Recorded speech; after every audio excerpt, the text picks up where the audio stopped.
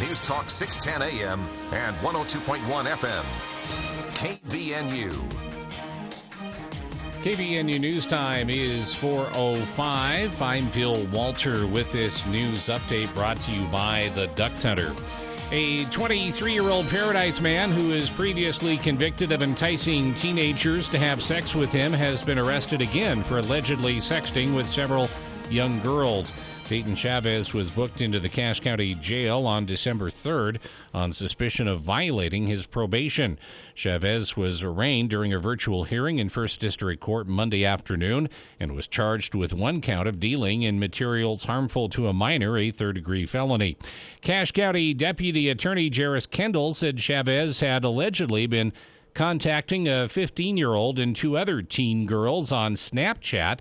During the exchanged messages, he tried to trade naked photos with one of the girls. Kendall explained that the alleged crimes occurred while Chavez has been on probation for a similar crime. In 2018, the defendant was convicted of trying to coerce a teenage boy and girl to have sex with him. He was later sentenced to 120 days in jail and 5 years probation. Chavez spoke only briefly, giving the court his name and date of birth. He did not comment on the charges that could send him to prison for up to 5 years if convicted. Judge Spencer Walsh said that because it appeared Chavez had violated the terms of his probation, he would not allow him any bail. He also ordered the suspect to appear again in court on January 3rd. KVNU News Time is 4:06. KVNU weather for tonight. Slight chance of snow showers early this evening. Cloudy skies, low around 11. Snow likely on Wednesday, mainly after 11 a.m. High temperature in the upper 20s. And then snow likely Wednesday night, mainly before 11 p.m. 1 to 2 more inches possible. And then snow likely on Thursday, 1 to 3 new inches of snow possible on Thursday. So don't put away that snowblower or snow shovel just yet. Weather brought to you by Berenson Caldwell. When the bills from your accident pile up, it's time for you to consider professional legal advice. It's time for you to get the Berenson Caldwell. Visit BerensonLaw.com. How often should you change the filter on your furnace? A lot of people are surprised when they find out that most filters are only good for 60 to 90 days. Some cheaper filters won't even last that long.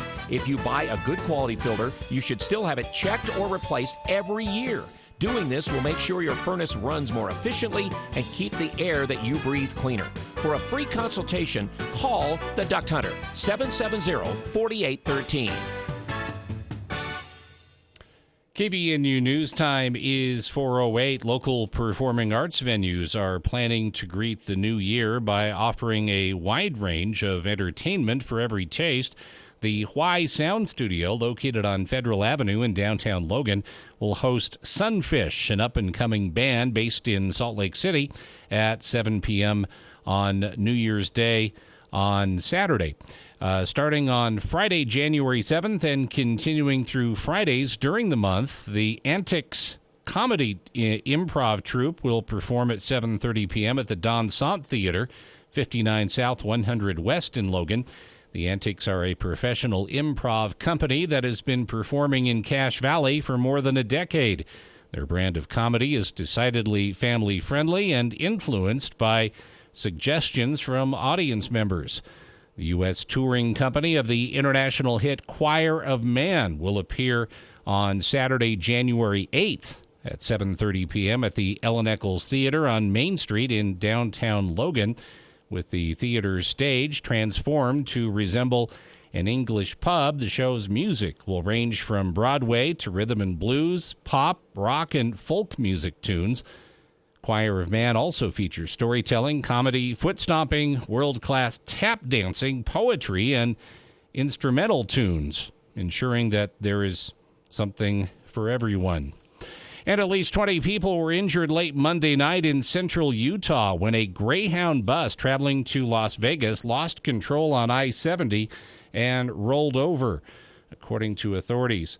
Fox 13 reports the bus was heading west on I-70 near milepost 112 around 11:47 p.m. There were about 37 passengers and a driver on the bus before overturning. The bus went off the right side of the road and traveled roughly 100 yards, according to the Utah Department of Public Safety. KVNU News Time is 4:10. For more details on these and other stories, visit CacheValleyDaily.com.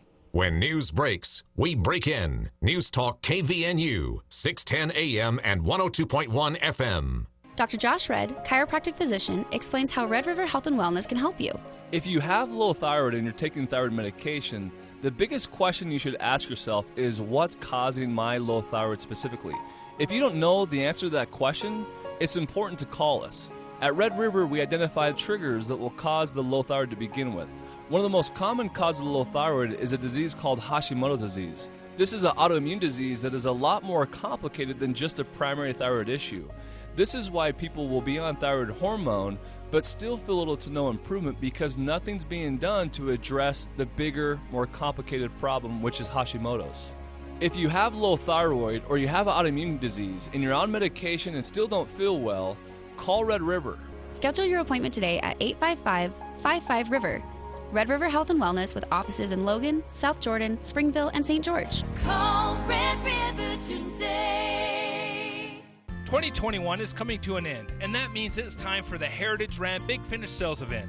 And talking about going out with a bang, right now at Heritage, you can get 0% financing for 72 months and no payments for 90 days on 2022 Ram 1500 Bighorn models. But you got to move fast on a deal like this, because just like 2021, the Big Finish Sales Event won't be around much longer. Heritage Ram, your hometown dealer with the biggest deals. As we all head into this wonderful time of year, Northern Title would like to say thank you. Thank you for trusting Northern Title with your buying, selling, building, or refinancing of property over the past decades. When making a big real estate decision, you can count on Northern Title for reliable and accurate title closing needs to protect your family and property for years to come. Wherever your travels take you this holiday season, come home safe. Happy holidays and best wishes from your friends at Northern Title in Utah, Idaho, and Wyoming. You can count on Northern Title. Good deeds done daily. Ladies and gentlemen, we have arrived in Philadelphia. Local time is 3:05 p.m. and the temperature is 67 degrees. At this time, you are now free to use your cellular devices. You know that feeling when you get to turn your phone on after the plane lands? You can have that feeling every time you drive. Make sure your cell phone is stowed away whenever you are behind the wheel. Visit StopTextStopWrecks.org, a message brought to you by the National Highway Traffic Safety Administration, Project Yellow Light, and the Ad Council. Technology can make our lives more fun, but when tech is used for cyberbullying, children's lives can be damaged. Peter and Amanda Como found good communication protects their kids. I would suggest go to jw.org. The resources there are just practical. Their 16-year-old son picked up tips to help if he was bullied. Oh, you could use humor. You could just not listen. It'll dissolve the situation. To find more tips and tools to protect your child from cyberbullying, look to stopbullying.gov or search bullying on jw.org. I was in the hospital with my son for 18 months. When he got injured, I wasn't prepared, but I knew I had to be strong. When I was told about John's injury, I was in complete shock. I just remember rushing into his room and giving him a big hug and letting him know I was there. These veterans and families are just a few of the heroes we serve at Homes for Our Troops. For thousands of severely injured veterans, everyday life is filled with barriers. It was really the little things throughout the house. Counters that you can't roll up to. I had to drag my wheelchair down steps. I want to help, but he is so determined. At Homes for Our Troops, we build specially adapted custom homes with features like wheelchair access, roll-in showers, and automatic door openers that allow them to function independently and focus on their recovery and family. This house is freedom.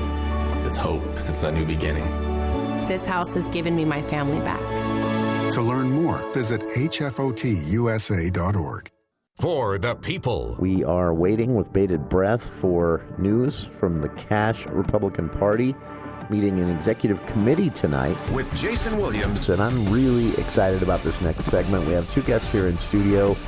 We're going to talk about something that we've talked about many times here on the show, but from a bit of a different angle. Weekday afternoons from 4 till 6 on News Talk KVNU, 610 AM and 102 FM.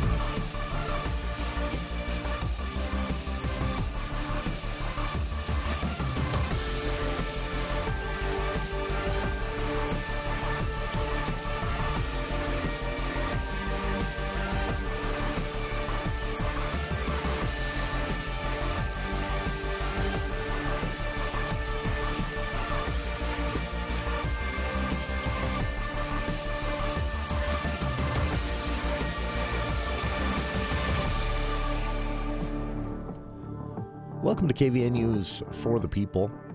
It is Tuesday, December 28th. I'm Jason Williams. Bill Walter here in the studio as well. Kind of a disappointing start here. We were hoping to be speaking with our friend Mike at the National Weather Service of Salt Lake City. We had a little bit of a snafu as far as getting through to him and he to us. So unfortunately, he's not here to join us as we had planned. But we're hoping he calls back. He tried calling, but we didn't answer in time. The reason we were going to have him on yesterday, I didn't know this was a historic thing. I'd seen the warning before in other parts of the state. In fact, I did some Googling, and there was one during a snowstorm last winter in the Moab area. A snow squall warning was issued. What made yesterday's warning significant and historic is it's the first time in Utah history that a snow squall warning had been issued along the Wasatch Front, anywhere along the Wasatch Front, but also in the case of yesterday's warning, it was the entire Wasatch Front. The snow squall warning on the map went from the Willard area all the way down to Harriman, so past Salt Lake into South Salt Lake, West Jordan, places like that.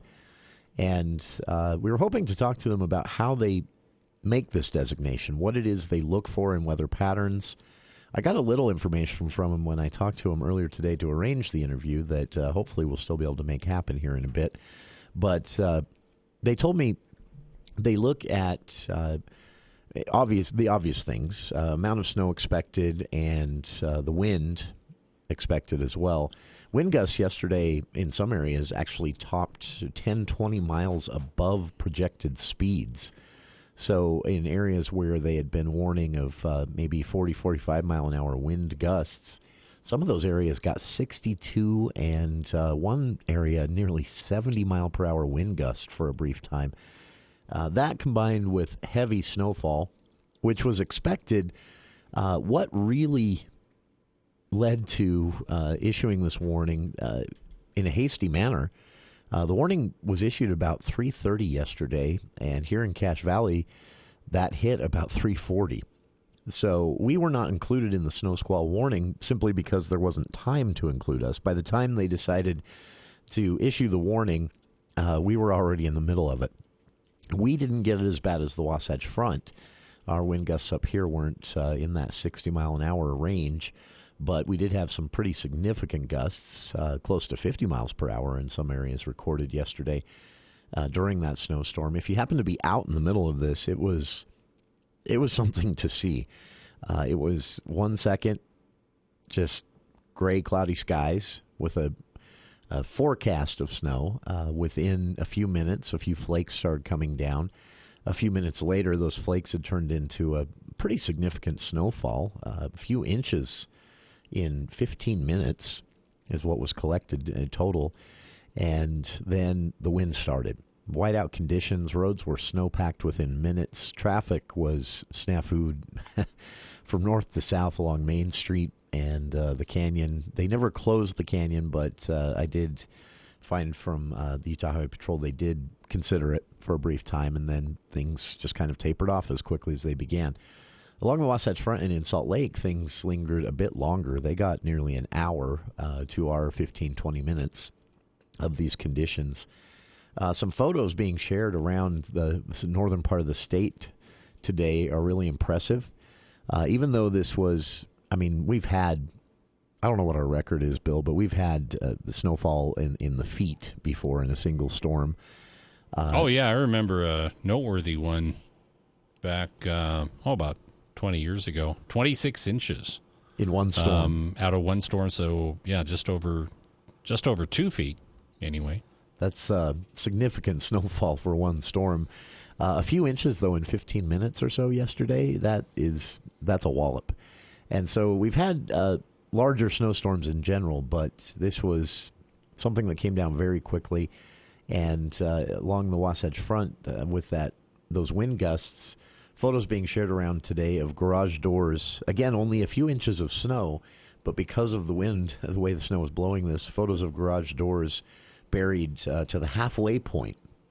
Snow up to halfway on a garage door in the Davis County area. Up at the Capitol in Salt Lake City, the west and south doors were snow-packed. Not all the way up, but quite a bit. It was light, fluffy snow, so it didn't take long for everyone to clean this type of thing up. Several of the roads in the avenues along the bench there in Salt Lake County also impassable during some of the snowstorm due to the drifting of the snow. And a friend of the show out in the Newton area sent us photos of. It was a strange photo because if you look at the clouds and the general conditions around where the person is sitting parked to take the photo, it's just a gray day. But ahead of them, the road disappears under snow.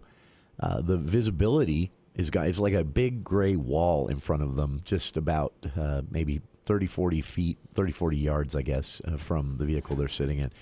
Yeah, just strange conditions. So, again, we were hoping to speak with the experts there at the National Weather Service today. We had something go wrong here with getting in touch with them. We're going to keep trying. Our friend Mike there at the National Weather Service said he'd be glad to explain this. But, again, the basics of this, it was a historic warning for the state of Utah for a few reasons. One, the map, the area that was about to be affected. Two, this is the first time any snow squall warning has been issued for the Wasatch Front in the history of weather and data collection here in Utah, which goes back more than 100 years. And the third is the number of people impacted. Nearly 1.5 million people were expected to be impacted by this. So they were anticipating, honestly, a lot worse than we got as far as traffic, as far as the roadways themselves. Crews were able to get out and start cleaning before this had even finished yesterday. In fact, Bill mentioned yesterday he followed, this started at about 3:40 here in Cache Valley yesterday, and he followed a couple of plows to the station before 4 and the show's beginning. So I think, hats off to all the crews that were out there. I saw trucks, salt trucks and plows going up until, I was out clearing snow as late as midnight. And I saw plows going at least then, but I'm guessing they worked through the night, and roads really not that bad this morning. So more snow expected, by the way. No squalls, as far as we know. The winds should be a lot friendlier over the next few days, but increasing chances of snow in the forecast for tomorrow, and then almost guaranteed snow on Thursday.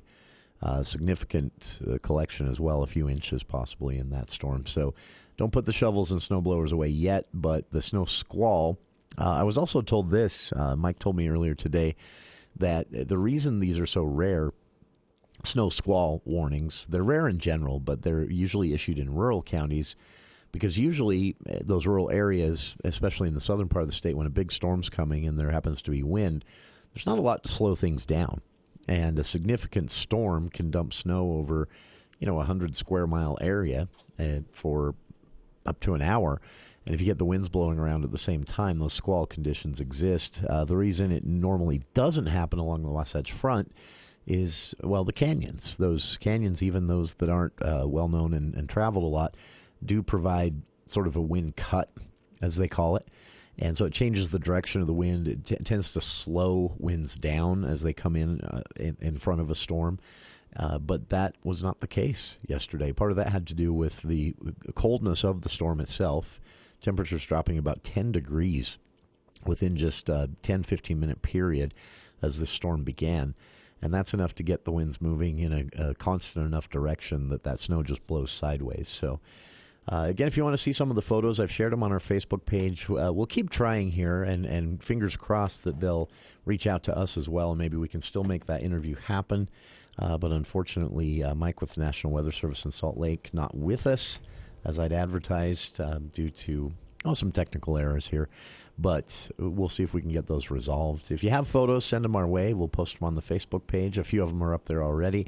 And some photos, again, of garage doors half buried by blowing very light, fluffy snow in 40, 50, and some areas 60-mile-an-hour wind gusts yesterday during this historic snow squall warning from the Willard area on down to Harriman. That's a large area. And again, 1.5 million people impacted by this. Traffic brought to a standstill in some areas for a good half an hour, and then it was over just as quickly as it began.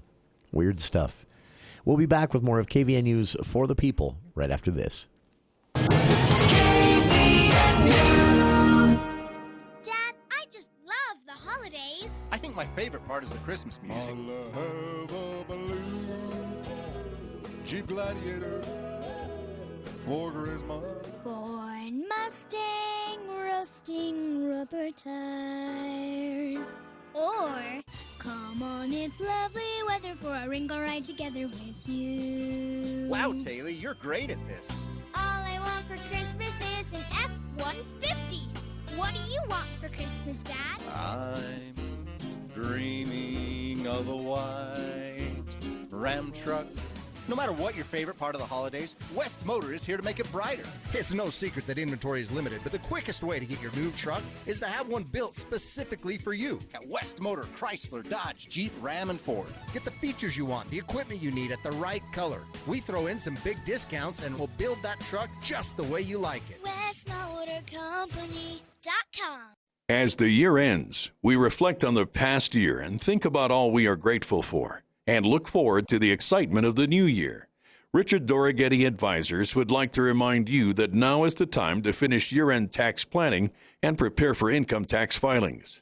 Richard Dorighetti Advisors offers the most complete and thorough tax services for individuals and businesses. Richard and his staff would like to wish everyone a happy and prosperous new year. You know what our family loves to do in the winter? We rent a cabin in Bear Lake. We play in the snow, gather around the fireplace, play games, and tell stories. Sometimes we go out to eat. Sometimes we stay in and watch a movie. You've got to try Bear Lake this winter. Your family will love it.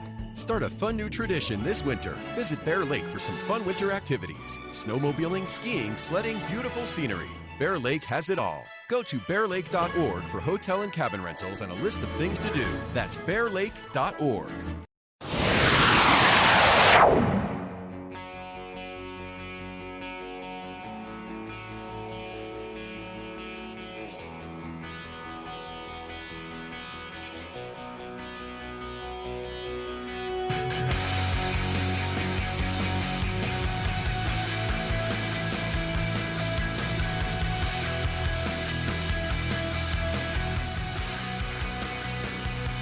Welcome back to KVN News for the People.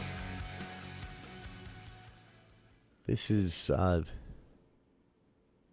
really, it's strange watching how things are playing out around this Omicron variant. I guess this is to be expected to some extent as things change and variants are, as the name implies, variant. They're different than what we're used to dealing with. So now we're kind of... It feels a bit like moving backwards. It did with Delta as well, and then with Delta, it was pretty apparent within about a month that the vaccines were going to be just as effective as they were against COVID-19. So the focus remained primarily, especially from messaging from the state here in Utah, primarily focused on vaccination rates.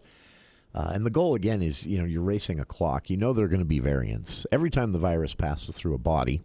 There's a chance for mutation.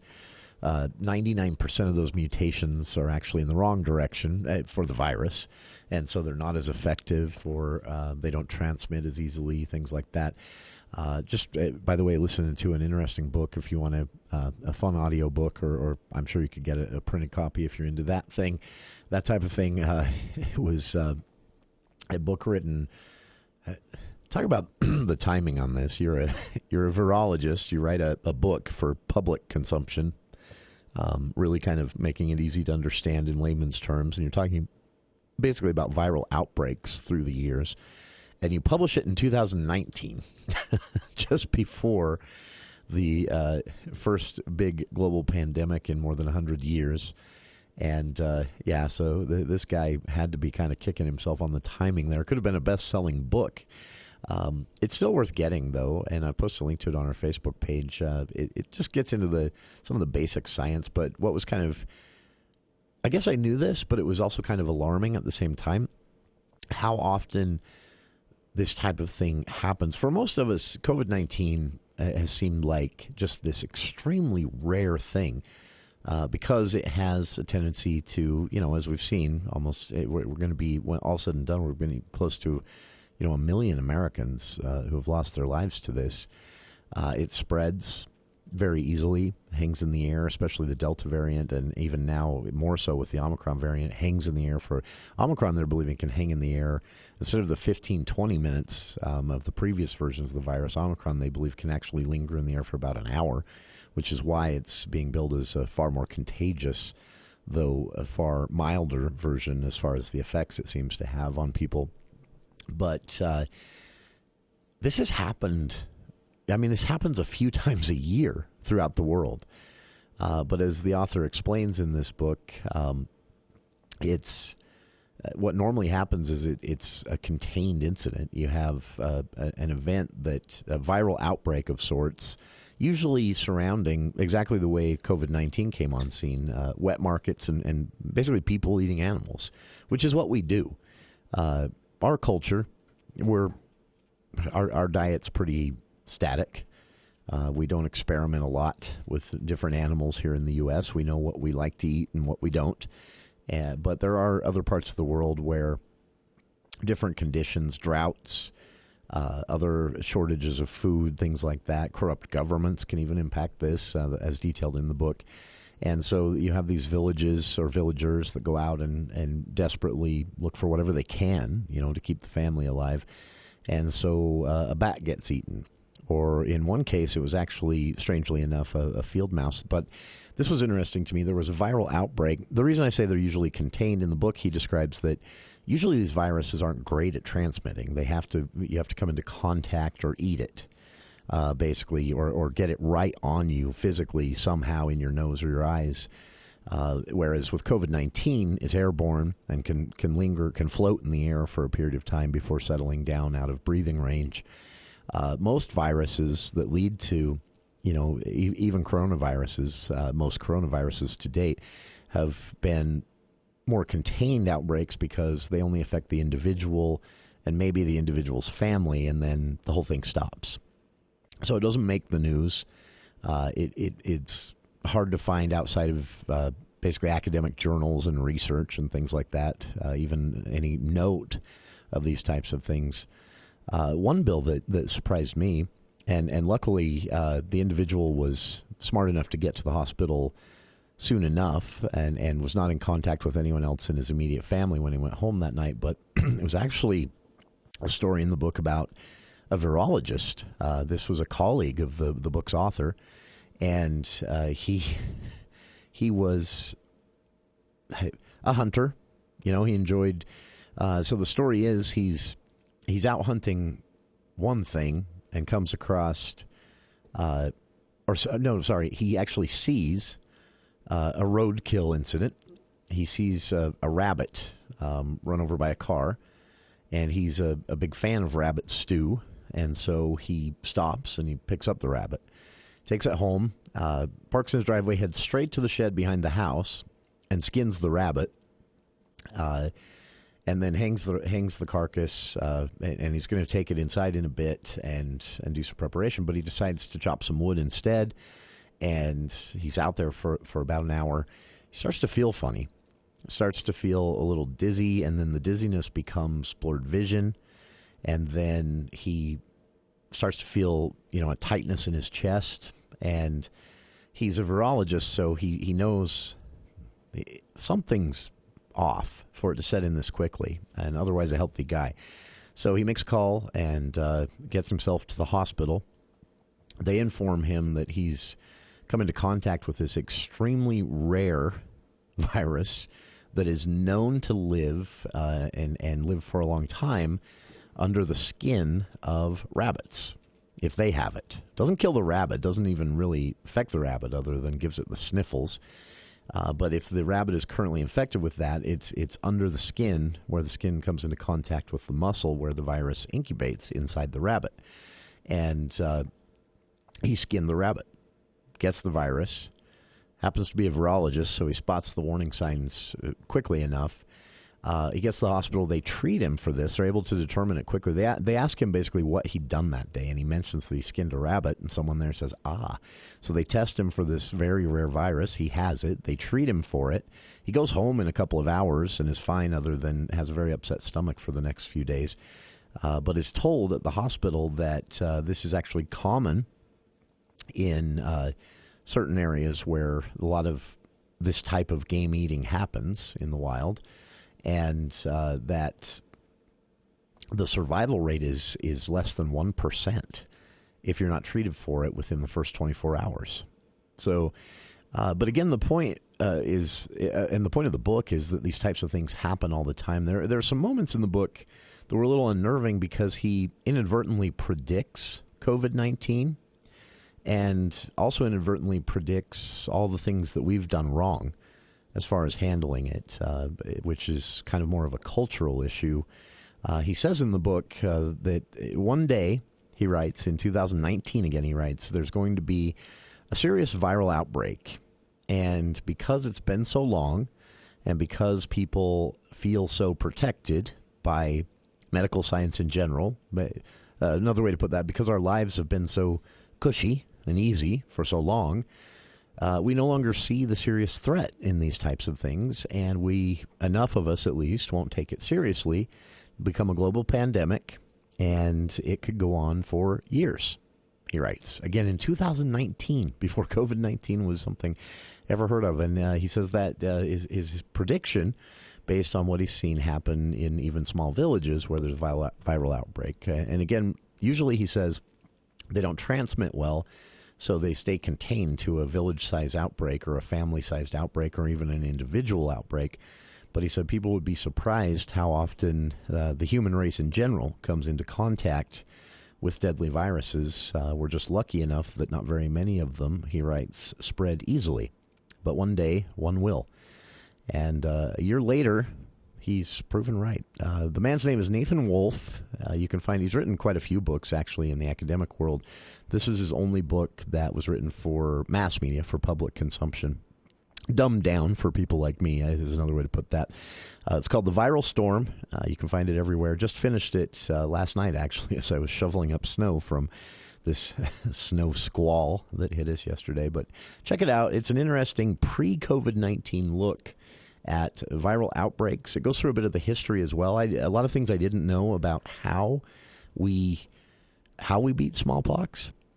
I knew the basics, but he actually gets into some of the science of it and some of the experiments in a treatment for smallpox that actually went really wrong, things I didn't know. So it's an interesting look at viruses in general throughout history and the way we discover them on accident sometimes, on purpose in other cases, and how we learn to combat them as much as possible. The Viral Storm by Nathan Wolfe. It's pretty much available anywhere. I got it through the Utah Online Library. Check it out. I've linked to it on our Facebook page. And we'll be back. Well, we're going to hold on. Maybe this is our lost guest. No? unfortunately. I was hoping they'd give us a call back. Again, we were hoping to be joined by Mike of the National Weather Service. When we attempted to give them a call today, their phone tree that you used to get through to them is not letting us through. And we were hoping they would give us a call and make that interview still happen, talk about the science behind this historic designation yesterday of a Wasatch Front-sized snow squall warning.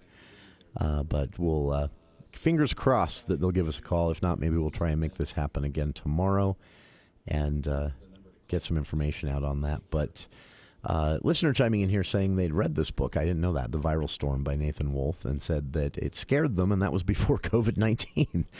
Yeah, there are parts of the book that are a little, I would say, unnerving. It's science, so it's to me it was more comforting than scary because you learn that we actually know a lot about how to fight these if we just take it seriously.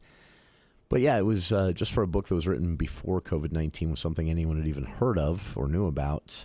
He talks a lot about coronaviruses, and he talks about how often humans come into contact with them and why it's normally a very isolated event. It affects only a family or an individual or at most a village. But he says in the book, again, eventually we're going to run into one that spreads easily through the air. And then we're going to be in trouble. And man, was he right about a year ahead of being right. Check it out, The Viral Storm by Nathan Wolf. We'll be back with more of For the People after this look at the news with KVNU's Bill Walter.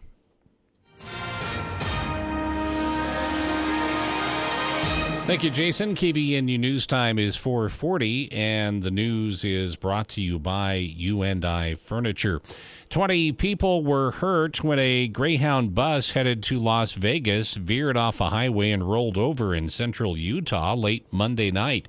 Utah Highway Patrol Sergeant Cameron Roden said today that the injured passengers were taken to area hospitals with a range of serious injuries, but all were expected to survive.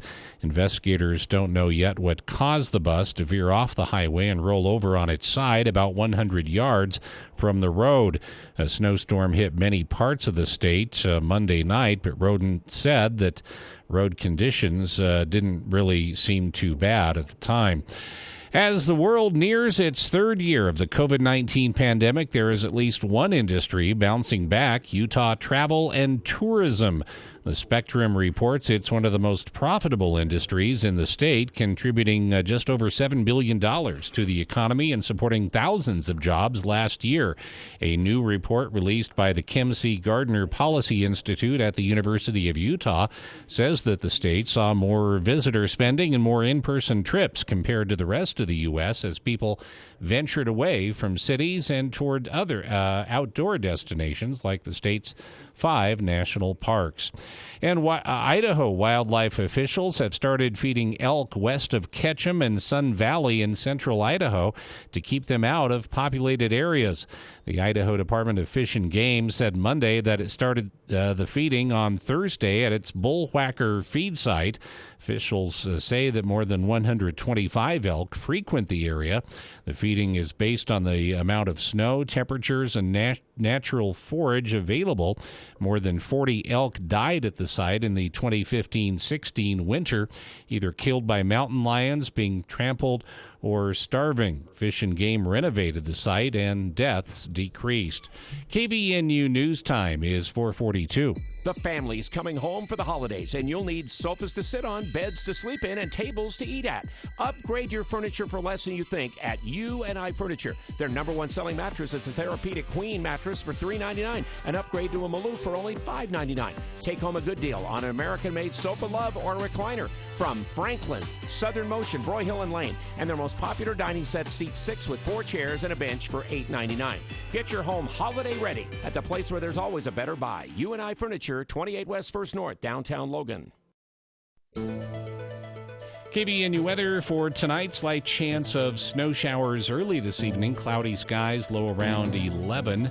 Snow likely mainly after about 11 o'clock tomorrow morning, and could see 1 to 2 inches. High temperature in the upper 20s. It's been cool today. 21 has been our high. Our morning low was 11 degrees. And right now we have 20 at KVNU. KVNU weather brought to you by Adams Wealth Advisors. They put clients first under any circumstance. You'll receive peace of mind with Adams Wealth Advisors. Schedule a time with an advisor today. Call 752-1702 or visit adamswealthadvisors.com.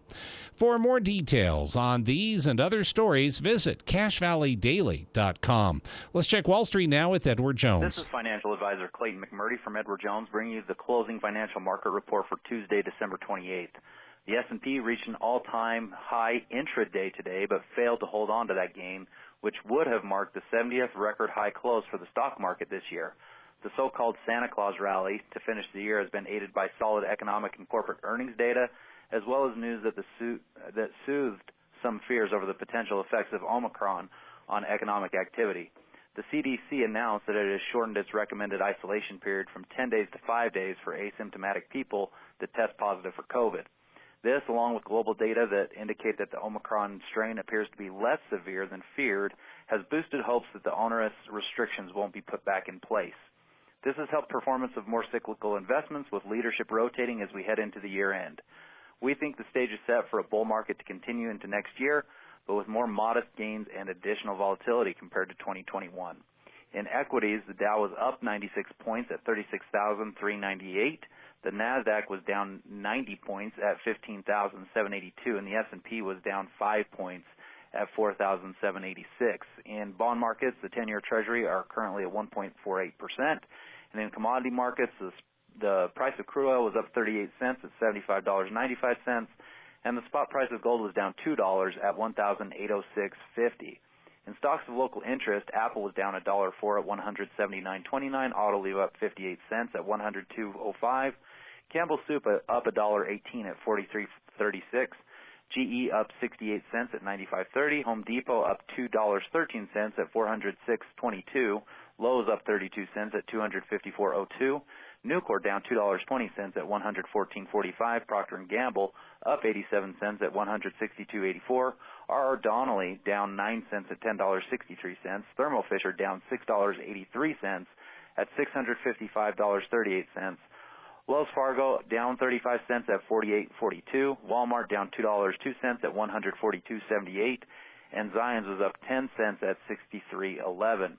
This has been today's closing financial market report for Tuesday, December 28th, brought to you by Clayton McMurdy of Edward Jones, member SIPC, serving individual investors with personalized attention and long-term financial advice at 1309 North Main Street in Logan. If you'd like any additional information, call us at 435-753-0537. Stop by any of our 7 branches in Logan or visit us online at edwardjones.com.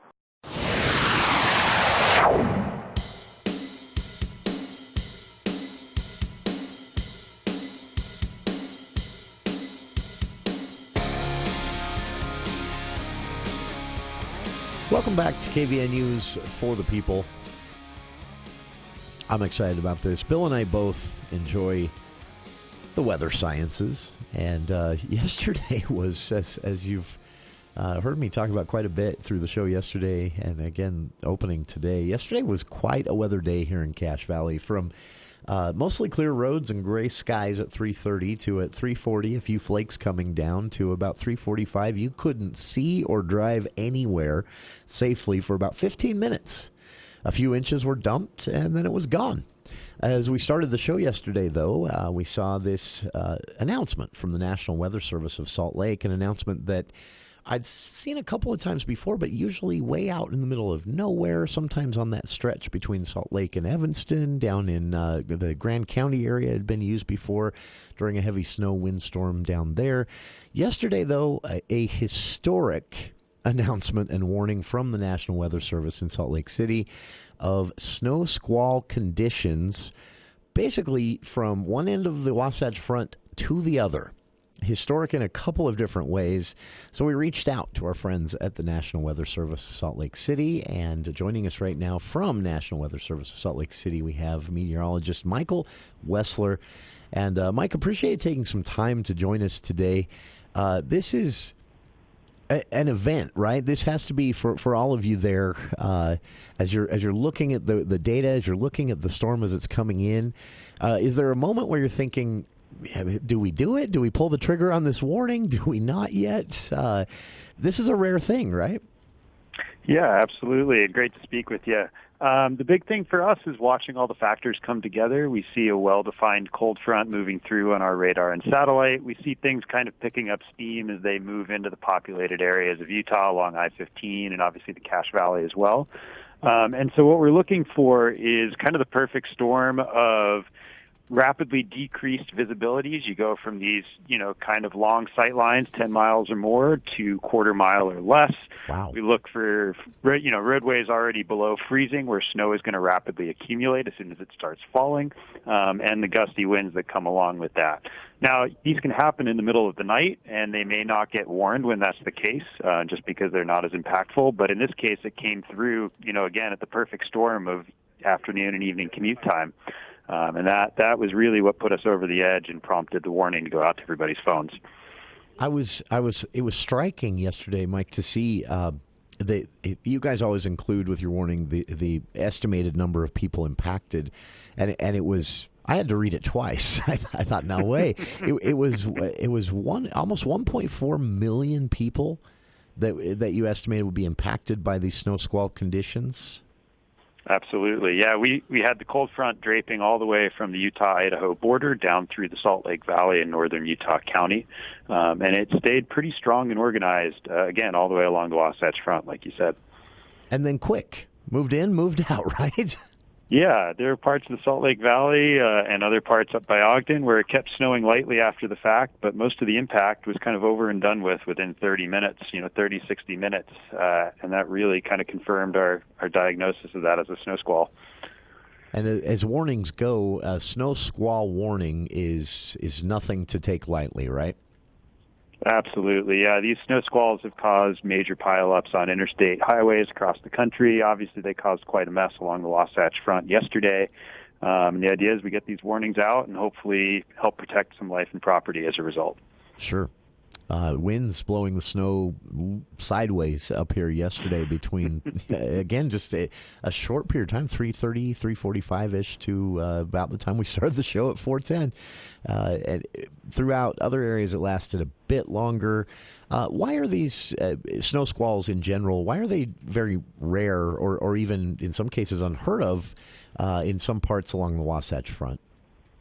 Yeah, the terrain is really to blame for that. We have these big, well-defined cold fronts that can move down from northwestern Utah and southern Idaho, and they stay really well-defined and kind of put together, and then they move into our terrain, and the terrain helps break up these really well-defined, strong features.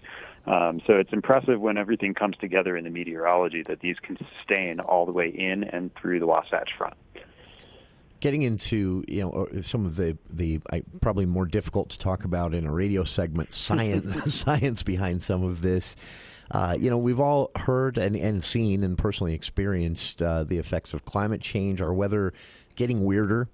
Is that a challenge for the National Weather Service of Salt Lake City as we see events that traditionally don't happen in one area start to become more of a common thing?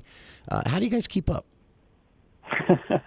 Kind of just evolve. We evolve with the threats, and fortunately, technology is also part of the toolbox. There, we have better radars, better satellites, and just better knowledge, better understanding of the meteorology and the science. And obviously, our ever-evolving models help us hone in on getting better lead time and kind of getting more advanced messaging out there with some accuracy. This was a warning that got out well in advance yesterday. We were able to get it out as an example here on our airwaves to everyone in Cache Valley and all of our listeners along the Wasatch Front. We heard from many listeners saying, they appreciated that they heard, they were about to head into Sardine Canyon or head through I-80 up from the Weber area there and decided not to. And that's what you guys do, right? The National Weather Service primary goal is to give as much warning as possible. Sometimes, though, you get very little chance, right?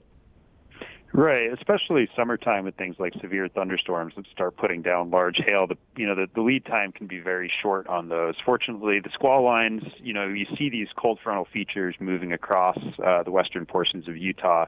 And you don't want to pull the trigger too soon because, again, like I said, they can fall apart as they interact with the terrain.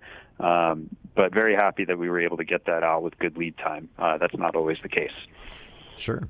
This is. Are these warnings when you put them out? Do you focus more on populated areas? If something weird is going to happen out in, say, Snowville, does it just kind of get ignored, or do you keep everything? Generally, if it's, Snowville has I-84, and that's a heavily trafficked route, if it will impact something that we could potentially help preserve life and property, we will issue. But again, we try not to pull the trigger on those too often because we do want them to, retain their potency. Sure. As you mentioned, as we were talking earlier, here in Cache Valley, we weren't included in the snow squall warning because by the time you guys decided it needed to go out, it was already happening up here, right? Gives you an idea of how quickly these things move. Is that an additional challenge for you at the National Weather Service, where Utah has? To say our geography is eclectic is an understatement, right? Yeah, we do have one of the largest forecast areas in the country. Grand Junction has the easternmost portion of our state, but we do still have quite a bit of not only just a large forecast area, but quite a bit of different terrain to watch out for. And so, it takes quite some time to become expert at noticing how things behave in different parts of our terrain, and that experience plays back into how we're able to issue those warnings. It's an invaluable service. We rely on the National Weather Service of Salt Lake City here at the station, of course. You can as well. You can connect with them directly on social media, Twitter, Facebook. They have a YouTube channel. Their website is a great resource. They have some broadcasts and even podcasts that you can connect with as well. I've linked to all of that on our Facebook page.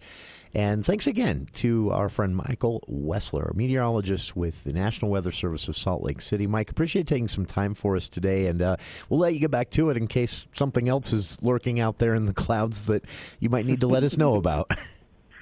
Absolutely. We're always watching. Well, thank you. Thank you for your time. And again, for listeners, connect with them. Great information. And they're on basically everywhere you could find anything. Social media channels, their webpage, podcasting, and more. I've linked to it all on our Facebook page. And we'll be back with more For the People right after this. Dr. Josh Redd, chiropractic physician, explains how Red River Health and Wellness can help you. A lot of our patients end up having autoimmune conditions. This is where their immune system, rather than attacking bacteria, a virus, or other bad things, it starts to attack their own tissue. This can cause so many different issues and symptoms throughout the whole body. The biggest thing for us at Red River is to identify what's causing the autoimmune response to flare up. This could be intestinal problems, blood sugar imbalances, cortisol defects, hormonal imbalances, along with something as simple as dietary triggers and environmental triggers. One of the most common causes, too, when you have an autoimmune condition is you'll have inflammation throughout the whole body. Not every patient will have the same imbalances or the same triggers, and so we have to customize a very personalized treatment plan in order for these patients to feel better. Schedule your appointment today at 855-55-RIVER.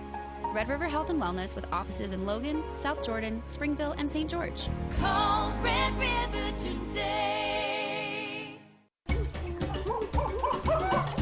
Wow, your cars look so shiny. Thanks. I've been taking them to Green Gorilla Car Wash. Thanks to their new ceramic application, my cars have never had such a glossy shine. Sounds expensive. You haven't heard about their sale? Right now, their Jungle membership with ceramic coating is half off for every vehicle. Instead of $30 per month, I'm only paying $14.99 from now until September 2022. That's almost a whole year. I know. My half-price membership is good at both Green Gorilla locations in the valley. I better head there now. Took my crashed up Chevy to Mako. Look at it now. After my accident, Mako fixed my BMW. Handled insurance, rental car, it was easy. That's why customer satisfaction is so high. So choose Mako for collision. And if you need repairs, check out Mako now. Do you have damage from the recent snowstorm? Mako Collision Repair and Auto Painting Centers can help.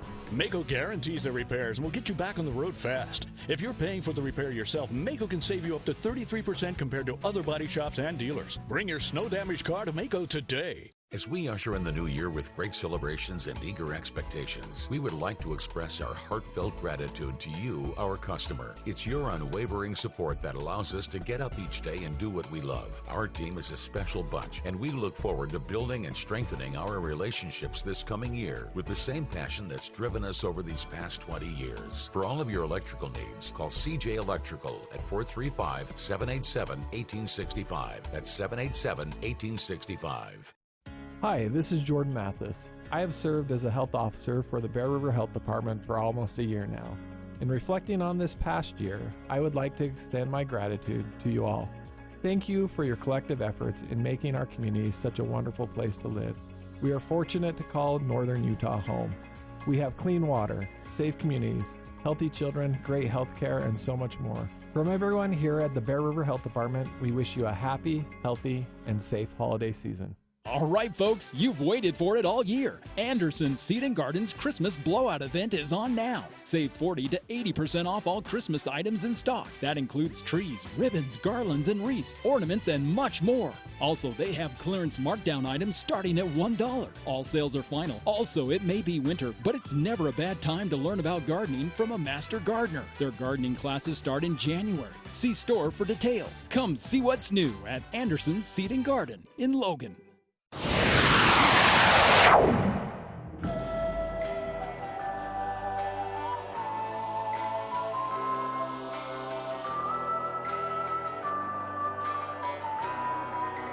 Welcome back to KVN News for the People. Whew. Thanks again to Mike of the National Weather Service. If you missed that podcast,